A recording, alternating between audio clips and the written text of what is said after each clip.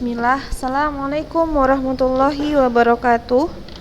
Alhamdulillahirabbil alamin wassalatu wassalamu ala asyrafil anbiya'i wal mursalin wa ala alihi washabihi ajmain, amma ba'du. Apa kabar anak-anak usaha sekalian? Semoga anak-anak usaha dan kita semua selalu berada dalam lindungan Allah Subhanahu wa taala dan tetap menjaga kesehatan dan menjaga semangatnya seperti biasa.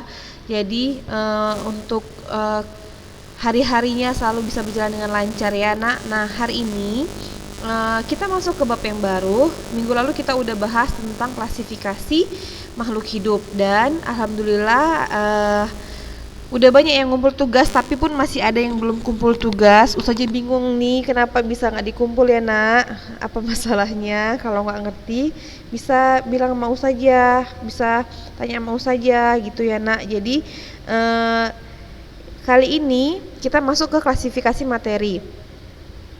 Klasifikasi materi dan perubahannya. Nah sebelumnya Ustazah mau menjelaskan dulu untuk apa sih sebenarnya kita belajar tentang klasifikasi materi ini. Nah yang diharapkan setelah kalian mempelajari materi ini, kalian dapat menggolongkan karakteristik materi. Jadi terus juga bisa menjelaskan perbedaan unsur, senyawa dan campuran. Jadi nak, kalau yang pada bab pertama itu kita bahas secara global tentang IPA ya kan. Jadi IPA itu dia kan IPA terpadu pada SMP ini itu gabungan antara pelajaran fisika, kimia dan biologi. Nah pada yang pertama itu dia lebih banyak yang fisikanya karena pada pertama kita melakukan pengukuran ya kan. Nah pada yang bab kedua kita belajar tentang biologi karena dia mempelajari tentang makhluk hidup ya kan, klasifikasi makhluk hidup. Nah di bab yang ketiga ini kita belajar tentang kimia, yaitu tentang klasifikasi materi. Nah nanti apa itu materi akan Ustazah jelaskan di sini, serta perubahan-perubahan materi juga akan dijelaskan di bab ini. Nah kemudian kemungkinan kita akan melaksanakan ulangan bulanan dan nanti ada juga ujian tengah semester mungkin di bulan ini, tapi mungkin di minggu-minggu ketiga mungkin ya nak akan ada ujian tengah semester. Ujian tengah semester itu adalah ujian yang materi yang kita pelajarin selama dari bulan Juli sampai bulan September ini. Jadi kalau kalian masih ada yang ketinggalan materinya, jadi Ustazah harap putar-putar lagi atau cari lagi materi-materi yang udah Ustazah jelaskan. Jadi Ustazah berharap kalian rajin untuk baca-baca buku, rajin untuk mencari informasi, kemudian mengembangkan pengetahuan yang kalian dapat. Jadi nak, apa yang kita dapatkan itu nggak sia-sia ya nak ya. Nah kemudian untuk ujian pun insya Allah yang kita pelajari selama ini itu yang akan masuk pada ujian tengah semester. Nah untuk ujian tengah semester kita batasi mungkin sampai bab yang ketiga ini, nanti kita sambung ke bab selanjutnya ya. Nah bab yang ketiga ini tadi tentang apa nak? Klasifikasi materi. Nah di sini juga nanti kamu akan mempelajari bahan-bahan alam yang dapat dijadikan indikator alami. Kemudian kamu bisa menjelaskan perbedaan berbagai macam metode pemisahan campuran. Kamu bisa menjelaskan aplikasi metode pemisahan campuran dalam kehidupan sehari-hari. Kemudian kamu juga bisa mendeskripsikan perubahan fisika dan perubahan kimia dalam kehidupan sehari-hari. Jadi itulah tujuan kamu untuk mempelajari materi tentang klasifikasi materi ya. Kemudian kita bahas langsung. Nah kita bahas tentang materi. Apa sih itu materi gitu ya kan? Materi adalah segala sesuatu yang memiliki massa dan menempati ruang. Segala sesuatu yang memiliki massa dan menempati ruang. Jadi semua yang dia punya massa dan dia bisa menempati ruang, maka ini disebut dengan materi. Contohnya Gelas itu materi, ya kan? Kemudian lampu juga materi. Balon, bagaimana dengan balon? Balon yang nggak diisiin udara, ya nggak ada ininya, nggak ada materi di dalam, dia tidak menempati materi gitu ya maksudnya. Jadi kalau balon yang sedang mengembung itu apakah ada udara dalam balon tersebut? Bagaimana dengan udara dalam balon? Nah, udara dalam balon itu juga materi. Apa yang ada dalam dalam balon itu? Gas ya, karena nah gas ini juga masuk ke dalam materi. Jadi materi adalah segala sesuatu yang mempunyai massa atau memiliki massa dan menempati ruang. Nah, berdasarkan wujudnya, materi itu dapat dibagi menjadi tiga. Dibagi menjadi tiga, yaitu zat padat, zat cair, dan zat gas. Ya, berdasarkan wujudnya, materi dapat dibagi menjadi tiga, yaitu zat padat, zat cair, dan zat gas. Nah, untuk zat padat, cair, dan gas, sepertinya waktu SD udah pernah belajar ya nak tentang zat padat, cair, dan gas. Jadi kita bahas di sini hanya sepintas saja. Kalau zat padat itu dia benda-benda atau materi yang berbentuk padat, contohnya seperti meja, kursi, es, ya kan? Es juga itu disebut dengan zat padat. Nah, kalau zat cair, dia contohnya minyak, air, dan alkohol. Zat gas contohnya udara, asap, dan uap air. Ini adalah contoh-contoh dari zat materi yang berdasarkan wujudnya ya. Berdasarkan wujudnya materi terbagi menjadi tiga, yaitu padat, cair, dan gas, dan contoh-contohnya. Nah, perbedaan zat padat, cair, dan gas dapat kamu lihat dalam tabel berikut ini. Kalau dia benda padat atau zat padat mempunyai bentuk dan volume tertentu. Bentuknya tetap, kemudian volumenya juga tetap. Contohnya gini, misalnya ada sebuah boneka. Boneka ini kemudian kamu letakkan di dalam lemari, ya kan? Kemudian setelah beberapa lama atau sebulan kemudian atau seminggu kemudian kamu buka lagi lemari kamu, apakah bentuk boneka itu berubah? Tidak, ya kan?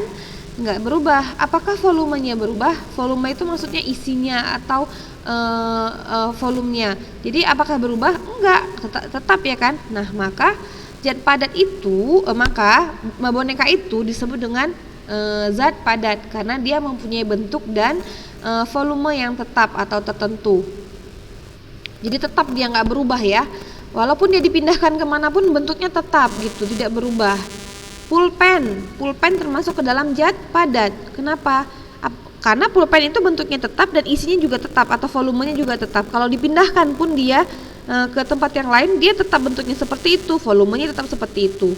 Nah, beda dengan zat cair. Kalau zat cair, dia volumenya berubah, bentuknya tetap bergantung pada media yang digunakan. Contohnya gini loh, air yang di dalam botol maka bentuknya seperti botol, ya kan? Air yang di dalam mangkuk bentuknya seperti mangkuk. Air yang di dalam ember bentuknya seperti ember. Dengan kata lain, bentuknya berubah. Bentuknya berubah sesuai dengan apa? Sesuai dengan tempat yang ditempatinya, ya kan? Sesuai dengan media yang digunakannya, bentuknya. Jadi berubah bentuknya seperti media tempat dia diletakkan atau tempatnya. Kalau dia ditaruh di piring, bentuknya seperti piring. Ditaruh di gelas, bentuknya seperti gelas gitu. Jadi bentuknya berubah ya. Sedangkan volumenya tetap. Kenapa harus dibilang volumenya tetap? Kalau misalnya air yang dalam botol itu dia volumenya ada 500 ml misalnya. Kan volume air yang dalam botol adalah 500 ml. Kemudian dipindahkan ke dalam gelas. Apakah volumenya berubah? Enggak. Yang berubah bentuknya, tapi isinya tetap atau volumenya tetap 500 ml gitu. Dipindahkan lagi dia ke dalam mangkuk, apakah berubah volumenya? Enggak, tetap dia volumenya 500 ml, tapi yang berubah adalah bentuknya. Nah, kalau gas bagaimana? Nah, kalau gas dia volumenya berubah, bentuknya juga berubah sesuai dengan Kalau gas dia tidak mempunyai volume, kemudian bentuknya berubah sesuai dengan tempat yang ditempatinya. Contohnya, gas yang ada di dalam balon, ya bentuknya seperti balon, ya kan? Nah, volumenya ya kalau misalnya kamu pindahkan yang dari balon ke, misalnya kamu pindahkan ke ban sepeda misalnya kan, gasnya pindahkan ke ban sepeda, volumenya bisa berkurang kan, bisa berubah ya kan, karena misalnya keluar gitu ya kan. Nah, kalau dia bentuknya berubah juga, dari bentuk balon dipindahkan ke dalam gas, ke dalam ban dalam sepeda itu. Nah, bentuknya seperti apa? Seperti ban, ya kan? Bentuknya seperti ban. Jadi kalau gas dia volumenya berubah, bentuknya juga berubah. Ulang sekali lagi ya. Kalau benda padat atau zat padat, dia bentuknya tetap, volumenya juga tetap, ya. Bentuknya tetap, volumenya tetap. Kalau zat cair, volumenya berubah, volumenya tetap, tetapi bentuknya yang berubah sesuai dengan tempat yang ditempatinya, sesuai dengan media yang ditempatinya. Kalau dia benda zat gas, dia volume dan bentuknya berubah sesuai dengan tempatnya. Ya, sekali lagi, padat bentuknya dan volumenya tetap, cair bentuknya berubah, volumenya tetap, gas bentuk dan volumenya berubah. Gitu ya nak, itu perbedaan zat padat, cair dan gas. Nah, bagaimana jarak partikel antara zat padat, cair dan gas? Jarak antar partikel dari zat padat itu sangat rapat, sedangkan kalau zat cair dia lebih renggang. Nah, kalau dia gas sangat renggang, ya. Kalau padat dia sangat rapat, cair zat partikelnya agak renggang atau lebih renggang, sedangkan gas jarak antar partikelnya sangat renggang, ya. Itu perbedaan jarak antar partikelnya. Nah, partikel-partikel zat padat tidak dapat bergerak bebas. Kenapa tidak dapat bergerak bebas? Karena dia jaraknya itu sangat rapat, jadi dia tidak bisa bergerak dengan bebas. Sedangkan zat cair, partikel-partikel zat cair itu dapat bergerak bebas namun terbatas. Dia kan lebih renggang dari zat padat. Dia bisa bergerak bebas tapi gerakannya terbatas.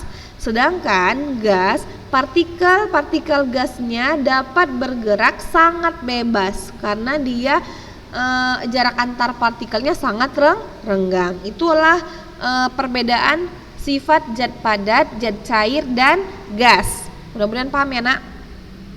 Jadi tadi ditanya klasifikasi materi, ya kan?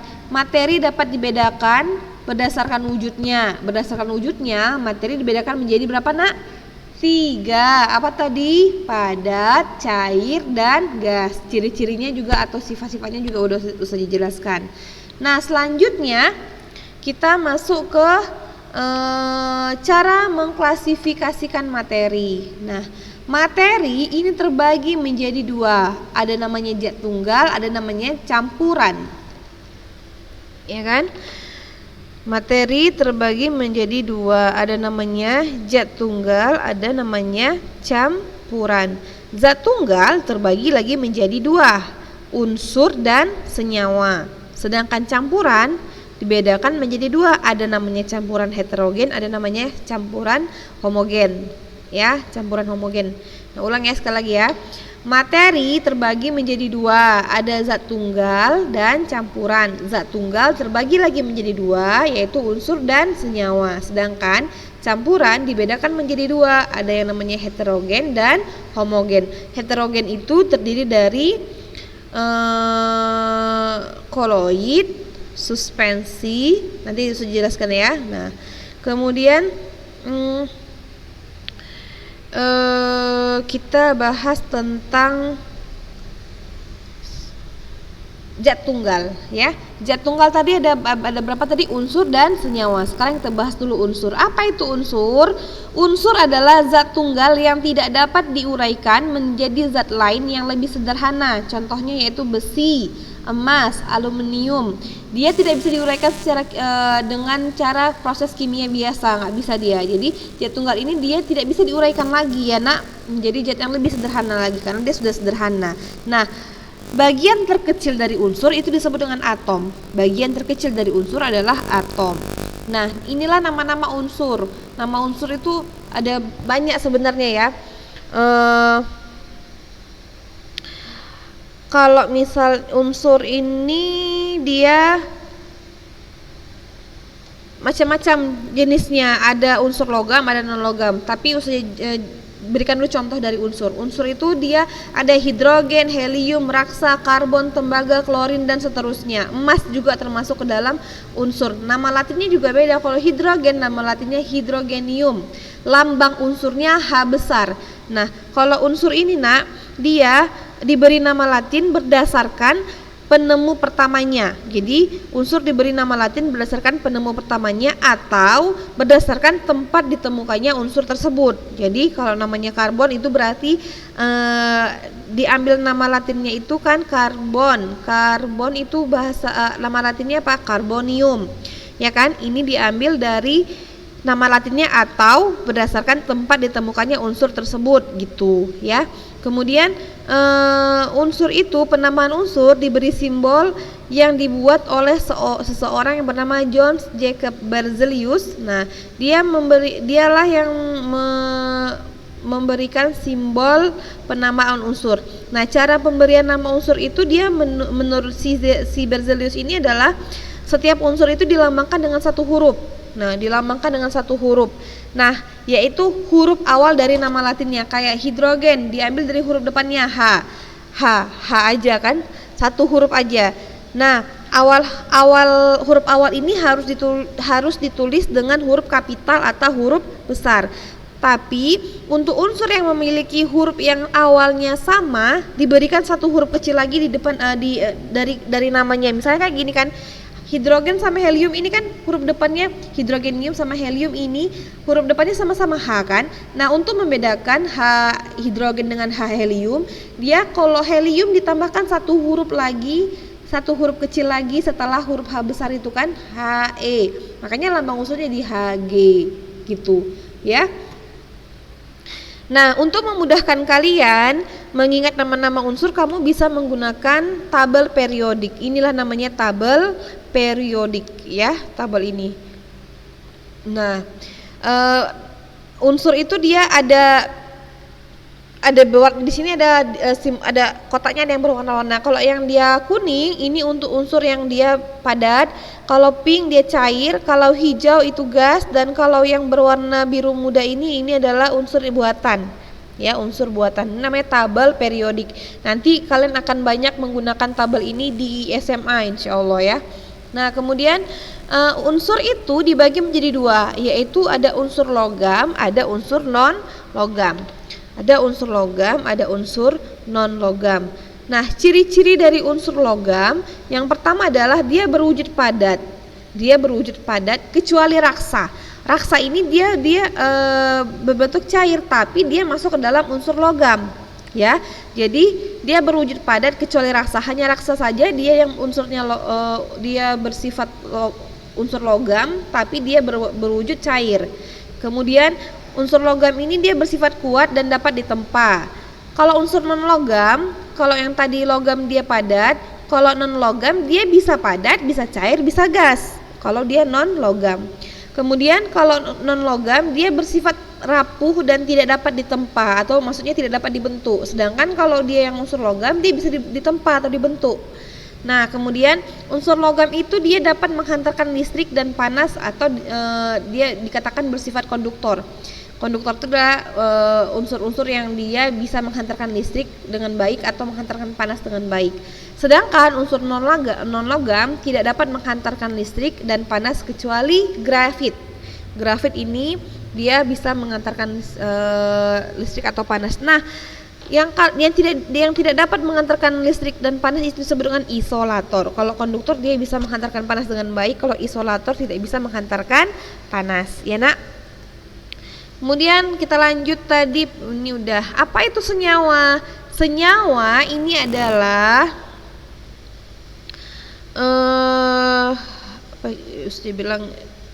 senyawa ini dia terdiri dari dua unsur atau lebih. Jadi dia Kalau tadi unsur dia senyawa juga dikatakan zat tunggal ya nak. Kalau unsur dia kan hanya terdiri dari dia satu unsur itu dia tidak bisa diuraikan menjadi dengan proses kimia biasa. Sedangkan senyawa ini dia bisa karena dia terdiri dari dua unsur atau lebih.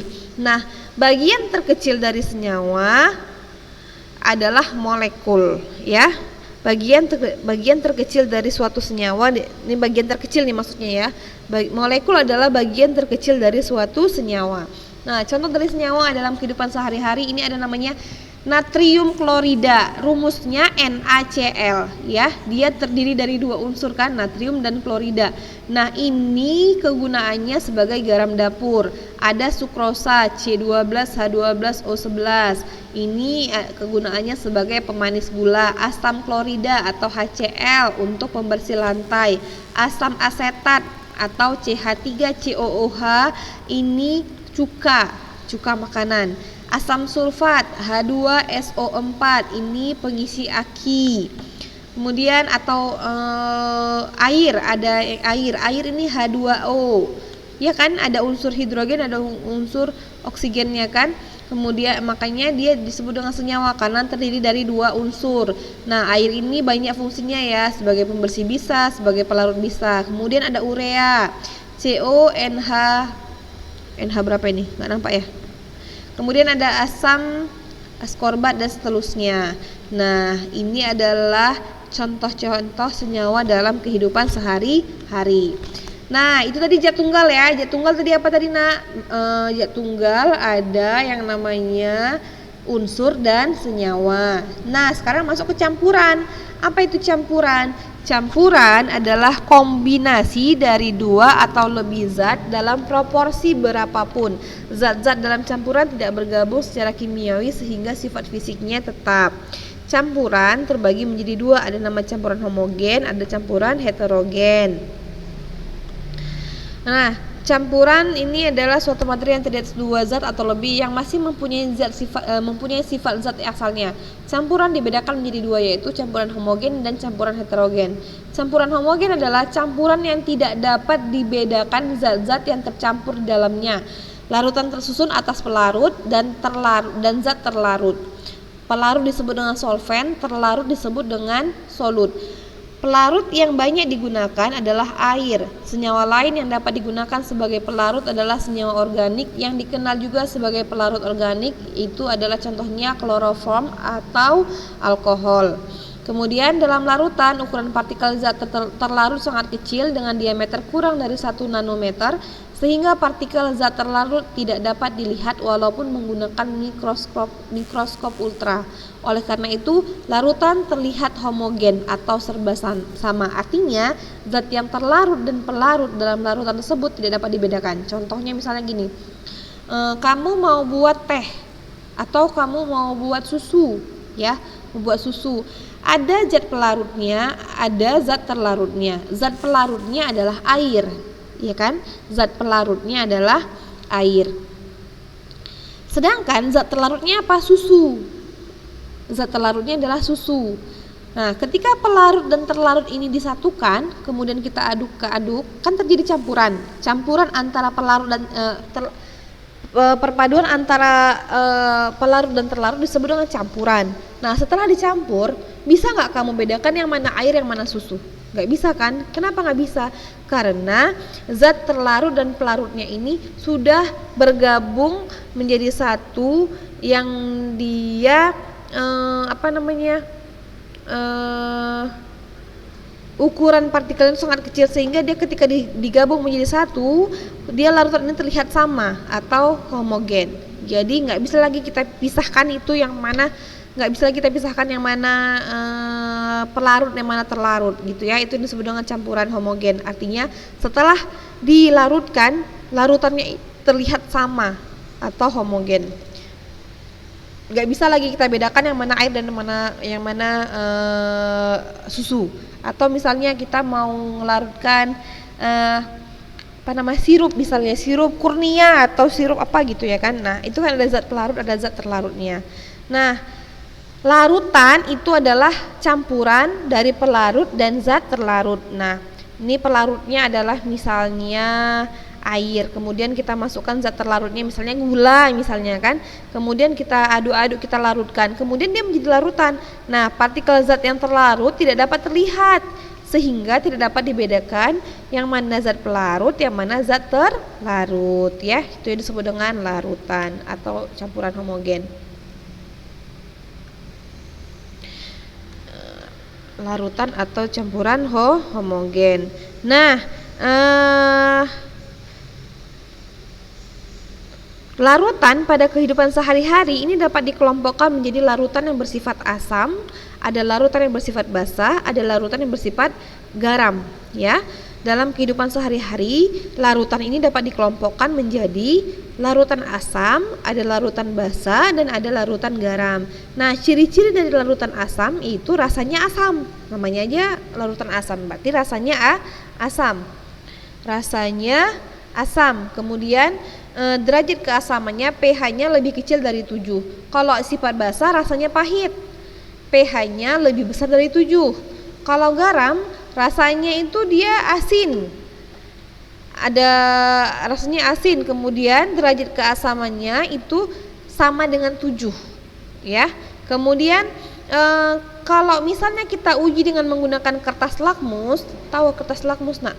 Kertas lakmus ini dia adalah indikator untuk kita mendeteksi apakah larutan tersebut dia bersifat asam atau basah. Itu namanya kertas lakmus. Bisa kamu cari di Google, coba ketik kertas lakmus. Kertas lakmus ini adalah indikator yang digunakan untuk membedakan larutan tersebut bersifat asam atau basah. Kertas lakmus itu dia ada dua, ada kertas lakmus merah, ada kertas lakmus biru. Ya kan, ada kertas lakmus merah, ada kertas lakmus biru. Nah, kalau kita mau uji asam suatu larutan, kamu pakai kertas lakmus warna biru. Kalau kertas lakmus biru dimasukkan ke dalam larutan asam, maka kertas lakmus biru ini akan berubah menjadi merah. Kertas lakmus biru akan berubah menjadi merah. Tapi kalau kertas lakmus merah kamu masukkan ke dalam larutan asam, dia tetap merah warnanya, nggak berubah. Tapi kalau kamu masukkan kertas lakmus biru ke dalam larutan asam, maka kertas lakmus ini akan berubah menjadi merah. Kemudian kalau sifat basah dapat membirukan kertas lakmus merah. Jadi cara mengetes larutan itu bersifat basah atau enggak, kita pakai kertas lakmus warna merah. Kalau dimasukkan kertas lakmus merah, maka kertas lakmus ini akan berubah menjadi biru, ya. Nah, kalau sifat garam ini tidak merubah warna kertas lakmus. Jadi kertas lakmus itu hanya bisa merubah bisa berubah warna ketika dia dimasukkan ke dalam larutan asam ataupun basah, ya.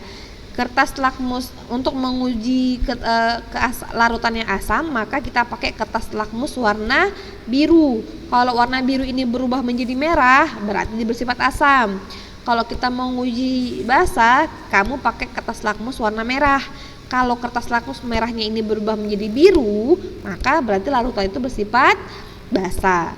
Kemudian larutan asam menghasilkan ion H+ jika dilarutkan ke dalam air. Sedangkan kalau basah dia menghasilkan ion OH+ jika dilarutkan ke dalam air. Nah, kalau garam dia tidak menghasilkan ion H+ atau ion OH+. Ya, itu adalah perbedaan dari larutan asam, basah dan garam. Larutan asam, basah, dan garam. Selanjutnya adalah masuk ke campuran heterogen. Campuran heterogen adalah campuran yang memiliki komposisi tidak seragam pada seluruh campurannya. Nah, ketika dia dicampurkan, kita bisa membedakan yang mana dia zat pelarutnya, yang mana zat terlarutnya. Contohnya ketika kita masukkan pasir ke dalam air. Pasir ini adalah zat terlarut, kalau pasir ini adalah zat pelarut. Ketika kita masukkan pasir ke dalam air, kita aduk-aduk, apakah tercampur menjadi satu campuran ini? Enggak, dia terpisah, ya kan? Terpisah. Nah, terpisah antara pelarut dan terlarut, enggak bisa menyatu. Maka ini disebut dengan campuran heterogen. Artinya dia bisa dibedakan yang mana koloid, yang mana suspensi ya. Itu yang disebut dengan campuran heterogen atau bisa dibilang campuran yang tidak tercampur sempurna satu sama lain. Nah, itu aja dulu materi kita hari ini, yaitu tentang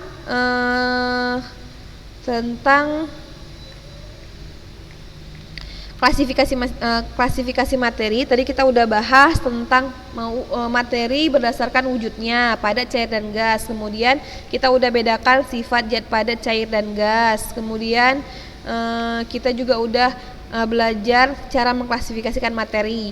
Materi terbagi menjadi dua, yaitu zat tunggal dan campuran.